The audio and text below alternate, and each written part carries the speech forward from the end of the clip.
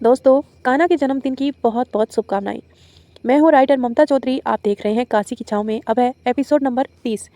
रोहन जब अपने घर में बैठा नाश्ता कर रहा था, तब उसे गोलियां चलने की आवाज़ सुनाई दी, साथ में प्लास्टिक की भी। आवाज़ सुनते ही वो नाश्ता करना छोड़ के जय के साथ बाहर की तरफ भागा। जब वो बाहर आया तो उसने देखा उसकी सारी गाड़ियाँ एक एक करके ब्लास्ट हो रही थी, गोलियाँ चली जा रही थी। उसकी नज़र जब गर्दन में जीप पर बैठी काशी पर गई तो देखा कि स्लीपर लेकर बैठी थी और उसकी कतार में खड़ी गाड़ियों पर निशाना लगा रही थी।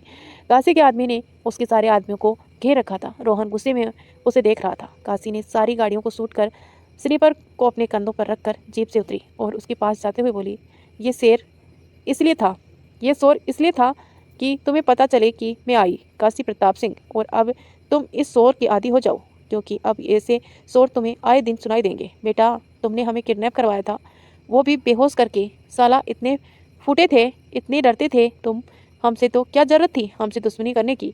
ये कहते हुए वो उसके सामने खड़ी हो गई। रुद्र और युग जीप के पास खड़े थे। रोहन ने उसे गुस्से में देखते हुए कहा, मैं तुम्हें छोड़ूंगा नहीं। तुमने आज यहाँ आकर जो ये तमाशा किया है उसे मैं भूलूंगा नहीं काशी। ये बात हम भी चाहते हैं कि तुम हमें भूलो मत। मत भूलो कि काशी प्रताप सिंह क्या चीज़ है। और बेटा, तुमने किडनैप करते वक्त ये नहीं सोचा कि अगर हम होश में आएंगे तो तुम्हारा क्या हश्र करेंगे। ये सुनते ही रोहन ने उसे उंगली दिखाते हुए कहा, हश्र तो अब मैं तुम्हारा करूँगा, तुम देखती जाओ। तुमने मेरे घर में आकर ये सब किया है, तुम्हें बहुत महंगा पड़ने वाला है काशी। ये सब बहुत महंगा पड़ने वाला है। काशी ने उसकी अंगुली नीचे करते हुए कहा, तुमने तो साला हल्के में ही ले लिया हमको। 2 बार तुमसे प्यार से का बात कर लिए, तुम तो साले सोच बैठे कि हम तुमसे डरते हैं ना। ये तुमने गलत सोचा। आज तो वॉर्न करने आई हूँ, अगली बार ये ना हो, वरना ये मत भूलो कि तुम यहाँ बहुत से ऐसे रेगिस्तान हैं जहाँ परिंदे पर नहीं मार पाता, वहीं बेहोश करके छोड़ दूंगी। कह करते रहना वही किसी से दुश्मनी। ये बोल वो जाने लगी और अचानक से पीछे मुड़ी और जय की गर्दन पर जोर से मारी, जिसे वो एक बार में ही पर्स पर गिर गया। अपनी गर्दन पकड़ के काशी ने उसे देखते हुए कहा, ये वो कर्ज था जो तुमने हमें दिया था, बता देना सूद समेत मिला या नहीं, वरना फिर देने आएंगे। और एक बात, अगली बार हमें छूने की हिम्मत मत करना, हम बिजली हैं। अगर तुम पर गिरना तो ऐसे ही पर्स पर या जमीन पर अंदर गड़े मिलोगे। ये बोल वो अपनी बंदूक लेकर रोहन को देखते हुए मुस्कुरा दी और गन ताने हुए वहां से अपनी जीप की तरफ चल दी। बाबूजी, जरा धीरे चलो, यहाँ बिजली खड़ी। ये बोल उसने आखिरी बच्ची गाड़ी को भी शूट किया और वो ब्लास्ट हो गई। नैनो में है चिंगारियाँ, 16 बदन 16 की लड़ी। ये गाते हुए वो वापस आकर रुद्र और युग के साथ अपनी जीप में बैठ गई और आंखों पर चश्मा पहन रोहन को बाय करते हुए वहां से जीप लेकर निकल गई। उसी के साथ उसके हाथ में भी चले गए। रोहन उसे जाते हुए देख रहा था। उसकी आंखों में गुस्से से अंगारे ददक रहे थे। एक लड़की उसके घर तक आकर इतना कुछ करके चली गई और वो कुछ नहीं कर पाया, इस बात का गुस्सा उसे बहुत था। उसने जय को उठाते हुए कहा, मुझे इसके महल में धमाके चाहिए, ऐसे जैसे कभी दीपावली पर भी ना धमाके हुए हो, और कल सुबह तक हो जाए।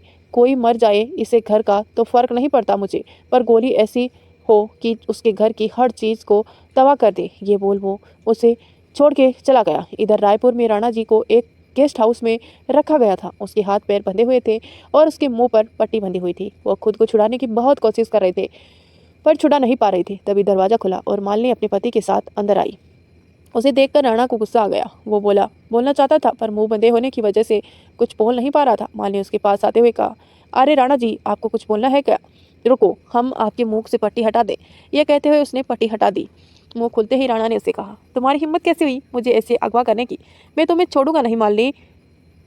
उसके ये बोलते ही कि तभी उसकी बात को बीच में काटते हुए मालिनी ने कहा, कुमार जी, इन्हें ऐसे अगवा होना पसंद नहीं आया, मतलब इन्हें इतने आसानी से यहाँ नहीं रखना था। तो आप बताइए राणा जी, आपकी क्या खातिरदारी करूँ मैं?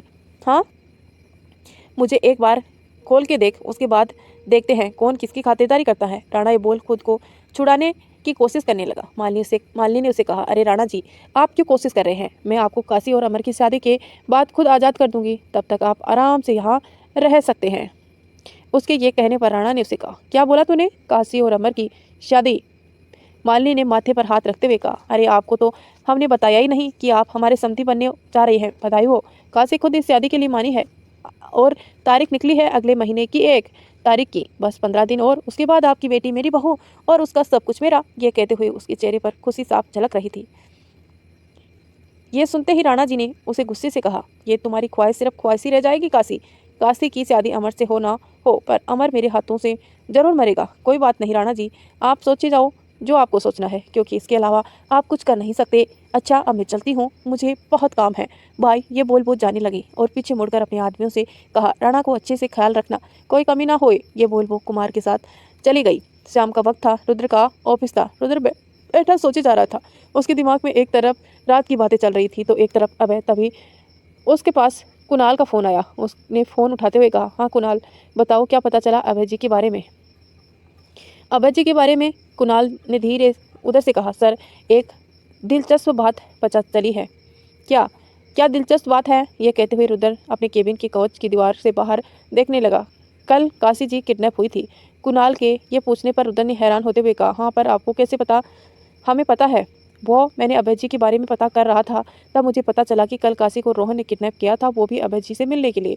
कल शाम अभय रोहन से मिले और वो भी जैसलमेर से कुछ 2-3 किलोमीटर दूर पर रेगिस्तान का खाली मैदान है वहीं पर, और अभय जी ही काशी को महल वापस छोड़ने आए थे। कुणाल के ये सब बताने पर रुद्र को अब बात समझ आई कि काशी को रोहन ने किडनैप करके भी क्यों कुछ नहीं किया। अरे क्या पता चला अभय जी के बारे में? क्या हम उसे मिल सकते हैं? रुद्र ने कुणाल से जब ये पूछा तो कुणाल ने साफ इनकार किया, पर उसके आगे कहा, नहीं सर, वो किसी से के सामने नहीं आते, लेकिन अगर आप उनसे मिलना चाहते हैं तो आप कहे हमें कोशिश कर सकते हैं। शायद आपका नाम सुनकर वो मान जाए।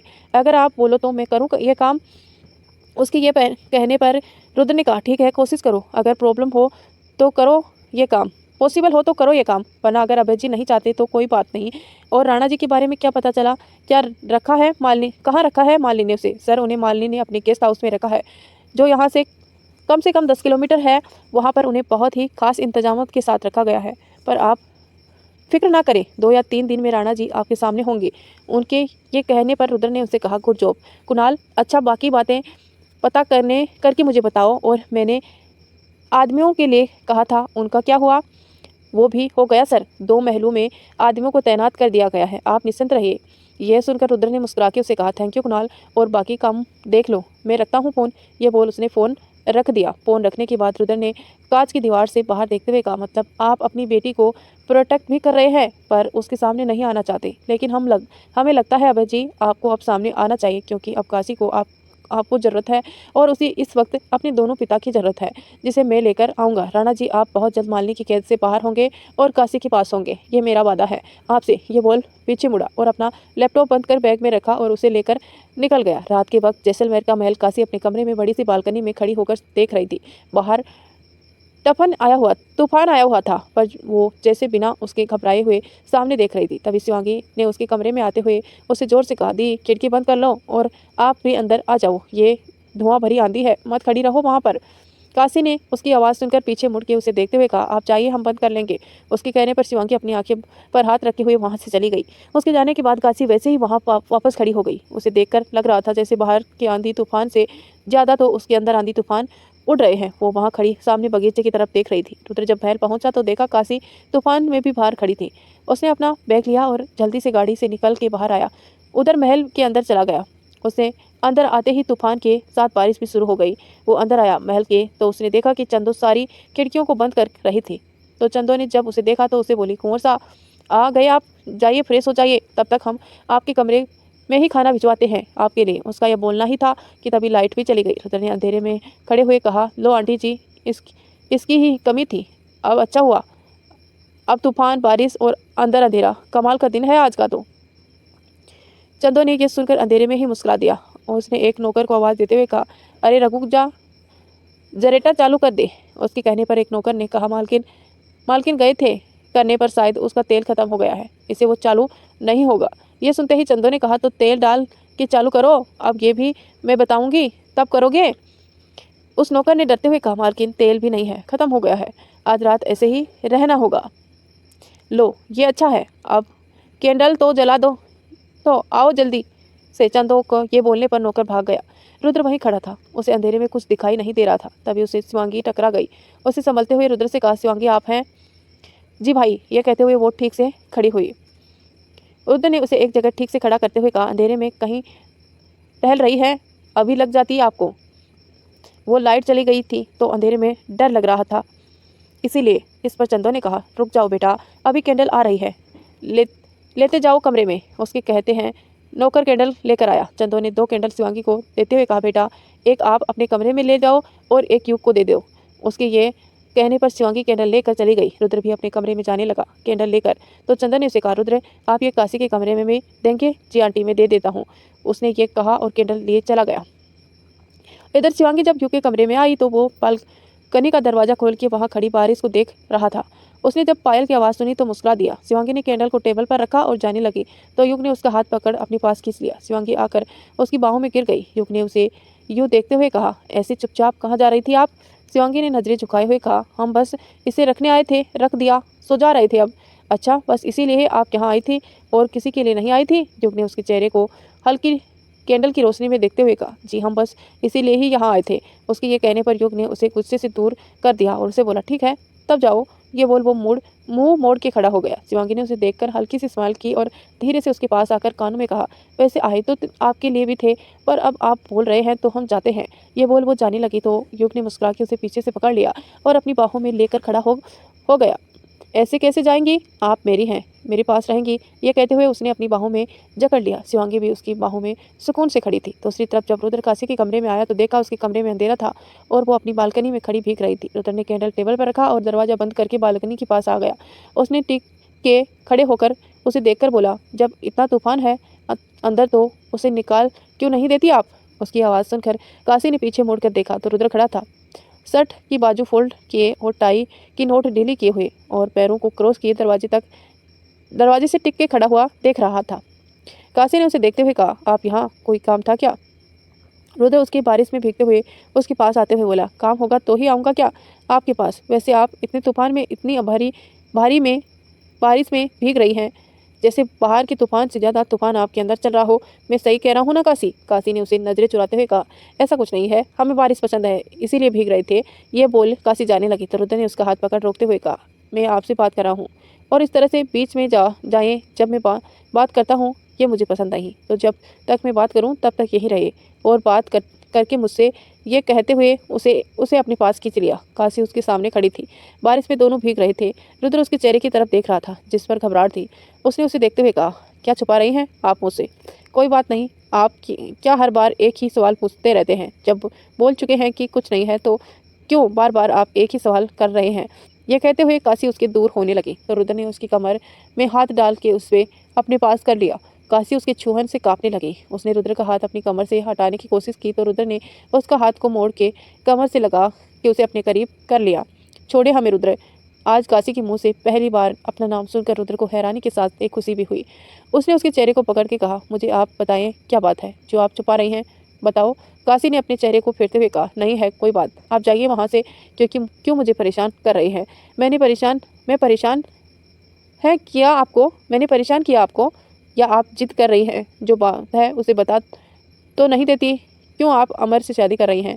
क्यों काशी बोलो? ये कहते हुए रुद्र उसके पास आ गया। काशी उसे जिद करते हुए बोली, छोड़िए हमें, जाने दे, छोड़िए हमें कंवरसा। उसके ऐसे जिद करने पर रुद्र ने उसे कहा, शांत हो जाओ और पहली बात बताओ क्या बात है, हम आपके मुंह से सुनना चाहते हैं, बताओ हमें। काशी अपनी जिद पर ही थी, वो कुछ बता नहीं रही थी। रुद्र भी अपनी जिद पर था। रुद्र को ना जाने क्या उसे काशी की जिद को शांत करने के लिए अपने होठों से छू लिया। ऐसा होते ही काशी एकदम शांत हो गई और शांत खड़ी हो गई। उसे कुछ समझ में नहीं आ रहा था कि वो क्या करे। तो दोस्तों, कहानी अपने इंटरेस्टिंग मोड पर आने वाली है, इसी के लिए लाइक कर दीजिए और हाँ, कमेंट जरूर करना कि आपको ये कहानी पसंद है या नहीं। रुद्र काशी को समझा रहा था, उसे शांत करा रहा था, पर काशी थी कि शांत नहीं हो रही थी। रुद्र उसके होठों पर खुद के होठ को छुआ और वो खामोश हो गई। ये होते ही काशी जैसे एकदम शांत हुई। उसकी सांसें जैसे थम सी गई। रुद्र उसके होठों से खुद को दूर नहीं कर पा रहा था। उन्होंने बहुत मुश्किल से खुद को कंट्रोल किया और उसके गालों को अपने गालों से छूते हुए उसे बहुत एहसास के साथ बोला, आपकी शादी अमर से नहीं होगी, जो भी कर लो, आपकी शादी अमर से क्यों किसी से भी नहीं होने दूंगा मैं। और इस एहसास को अपने अंदर रखना, क्योंकि अगर अब आप जिद पर आई तो मैं भी आपकी जिद ऐसे ही शांत करूंगा। यह कहकर रुद्र उसे वहीं छोड़कर चला गया। काशी बारिश में भीगते हुए खड़ी थी। उसके होठ अभी भी कांप रहे थे। वो रुद्र के होठों की गर्माहट को अभी भी अपने होठों पर महसूस कर रही थी। उसकी धड़कनें इस वक्त सामान्य सी तेज थी। उसने अपनी आंखें बंद की और खुद को खुद की बाहों में ले लिया। उसे रुद्र की बाहें अपने शरीर पर महसूस अभी तक हो रही थी। बारिश भी हल्की हो चुकी थी। काशी ने खुद को संभाला और अपने कमरे में चली गई।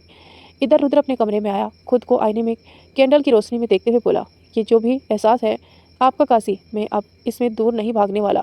जो है अब इसे मैं अपने अंदर रखना चाहता हूँ। फिर अगर इसे प्यार कहते हैं तो ठीक है, अब आपसे प्यार ही सही, क्योंकि रुद्र अब आपको खो नहीं सकता। आप मेरी हो चुकी हैं और मेरी ही रहेंगी। ये बोल वो वॉशरूम में चला गया। रुद्र चेंज करके आया और अपने बिस्तर पर लेट गया, पर उसे नींद नहीं आ रही थी। बार बार उसके सामने आज जो हुआ वो आ रहा था। काशी के होठों की गर्माहट उसके होठों पर भी एहसास बन के कैद हो गई थी। वो यह सोचते हुए ही सो गया। पता नहीं उसे कब नींद आ गई। सुबह का वक्त था। जैसलमेर के महल में काशी अपने कमरे में थी। वो नीचे नहीं ना जाती थी क्योंकि वो रुद्र के सामने नहीं जाना चाहती थी। कल रात की बात रह रहकर उसकी परेशान कर रही थी। इधर रुद्र अपने कमरे से निकल के नीचे जाने लगा तो काशी के कमरे के सामने आकर रुक गया। उसने देखा दरवाजा बंद था। वो बिना किसी बोले नीचे चला गया। जब वो नीचे आया तो उसने देखा कि युग शिवांगी नीचे बैठे बातें कर रहे थे और नौकर नाश्ता लगा रहे थे। वो उन दोनों के पास चला गया और शिवांगी से बोला, शिवांगी आप असाइनमेंट दे दिया?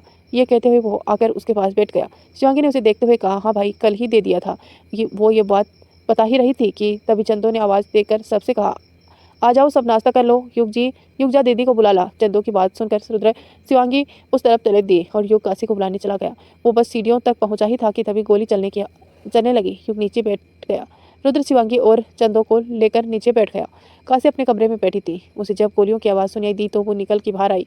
उसने देखा बेहिसाब गोलियां बिना रुके चली रही थी। रुद्र ने काशी को कमरे से बाहर आते देखा तो उसने चिल्ला के कहा, काशी अंदर रहिए, पर काशी ने उसकी सुनी नहीं और जैसे बाहर आई वैसे ही उसके सामने एक आदमी गन लेकर आया। काशी उसे देखकर खड़ी हो गई। वो शूट कर पाता उससे पहले ही काशी ने वहीं बगल में रखा फूलदान उसे खींच के मारा और वो फूलदान उसके माथे पर लगा। वो आदमी वहीं गिर गया। काशी जल्दी से उसके पास गई और उसी का गन उठा के उसे बोली, किसने भेजा है तुझे?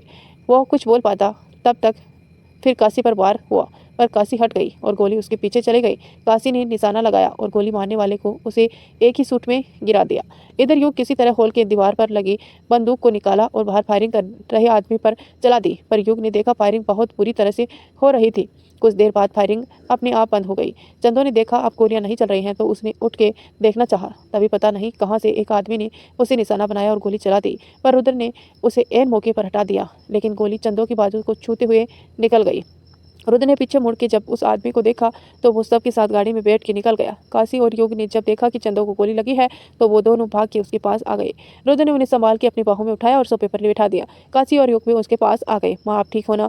ये कहते हुए काशी उसके पास बैठ गई। आप इन्हें देखें, मैं डॉक्टर को फ़ोन करके बुला लेता हूँ। ये बोल के रुद्र डॉक्टर को फ़ोन करने लगा। युग ने बाहर जाकर देखा तो उनके आदमी को बांधा गया था और बाहर बगीचे में की हालत भी कबड़ थी। उसके नौकर से कर सारे आदमियों को खोलने को कहा और चीज़ें ठीक करने को भी कहा। इधर रुद्र ने डॉक्टर को बुलाने के बाद कुणाल को भी अपने आदमियों के साथ यहाँ आने को बोल दिया। शिवांगी ने जाकर फर्स्ट एड ले आई थी। काशी चंदो के बह रहे खून को कोटर लगा के रोकने की कोशिश कर रही थी। तभी वहाँ रखा फ़ोन बजा। काशी ने उठा के बोलना चाहा तो उधर से रोहन की आवाज़ आई, कैसा लगा आपको हमारा धमाका?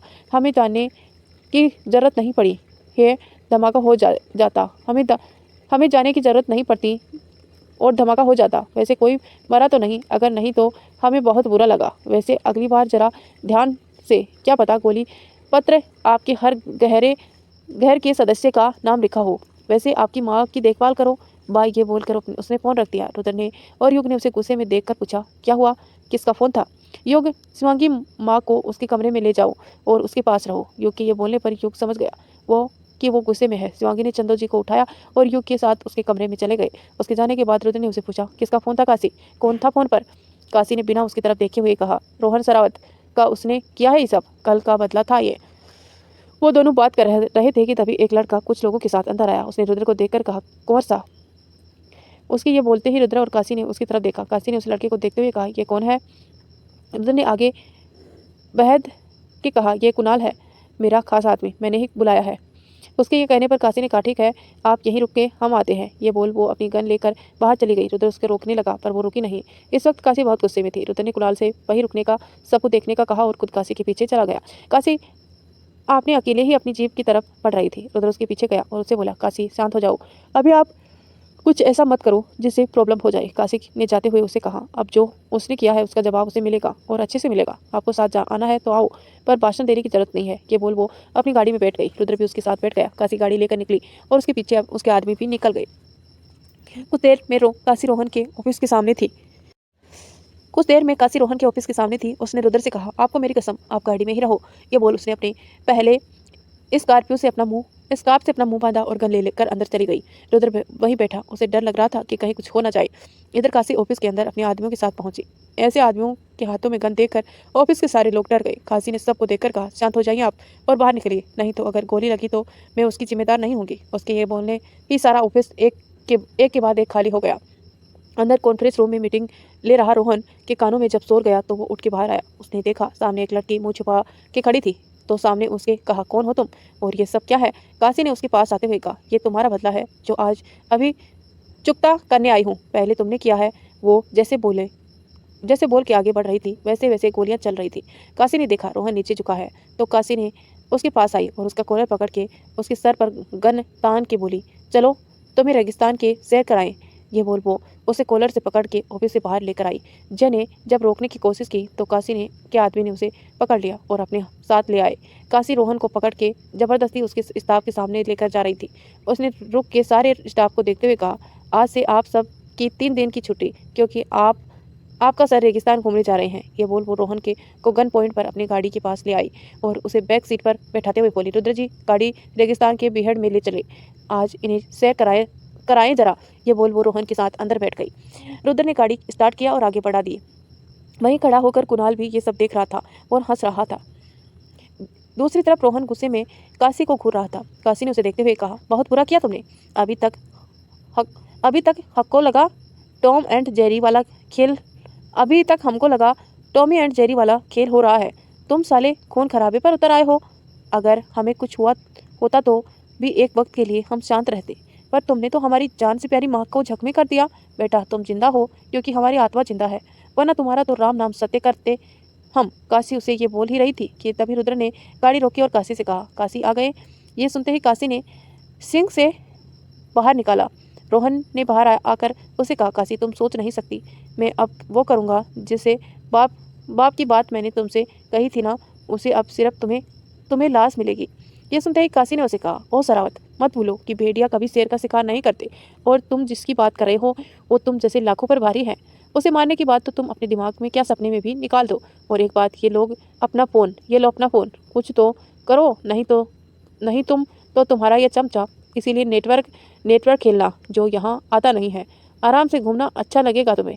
ये बोल वो रुद्र के साथ जाने लगी और रुक कर पीछे मुड़ी और रोहन से बोली, हाँ, अगर तुम यहाँ मर गए ठंड से तो कोई बात नहीं, यहाँ बहुत से गीत आते हैं जो तुम्हें नाश्ता या डिनर समझ के खा लेंगे, तो एंजॉय करो।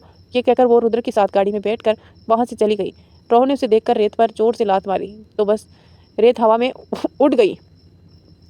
काशी वहाँ से निकलकर सीधा अपने महल पहुंची तो डॉक्टर साहब वहाँ से निकल रहे थे। काशी ने उसे देखते हुए कहा, डॉक्टर साहब, माँ ठीक है ना? डॉक्टर ने उसे देखते हुए कहा, जी राजकुमारी जी, वो ठीक है और आराम कर रहे हैं, फिक्र की बात नहीं है, बस गोली हल्की सी छू के गुजर गई थी, आप उसका ध्यान रखें, मैं चलता हूँ। ये कहकर वो चले गई। काशी रुद्र के साथ चंदो के कमरे की तरफ चली गई। जब वो कमरे में पहुंची तो उसने देखा चंदो लेटी हुई थी और युग शिवांगी उसके बगल में बैठे थे। वो अंदर आई और चंदो को देखते हुए बोली, माँ। वो इतना ही बोल पाई थी कि चंदो ने उसकी तरफ देखा और युग ने उसे बैठाने को कहा। काशी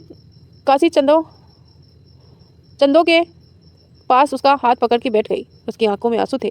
चंदो ने उसे देखते हुए कहा, अरे मेरी शेरनी, क्यों रो रही है आप? हम अभी ठीक हैं, आप चिंता मत करो, अभी इतनी जल्दी आपका साथ नहीं छोड़ने वाले हम, चलिए शांत हो जाइए आप। अच्छा।